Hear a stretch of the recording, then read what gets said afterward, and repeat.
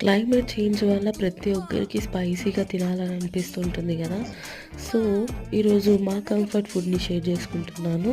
మీరు కూడా ట్రై చేయండి. ఈవెన్ బ్యాచిలర్స్ కూడా ట్రై చేసుకోవచ్చు. అంత easy recipe. Tomato pepper chicken చేసుకున్నాము. దానికోసం అయితే బాండ్లీలోకి కొద్దిగా ఆయిల్ వేసుకొని చేసుకున్న ఆనియన్స్, గ్రీన్ చిల్లీ వేసుకొని అది బాగా ఫ్రై అయిన తర్వాత చికెన్, కొద్దిగా పసుపు, సాల్ట్, కరివేపాకు కూడా వేసుకొని బాగా ఫ్రై చేసుకున్నాము. వన్స్ వాటర్ అనేది చికెన్ రిలీజ్ చేసే టైంలో మనము కట్ చేసుకున్న టమాటోస్ ఎక్కువగా వేసుకొని దాన్ని మగ్గనిద్దాము.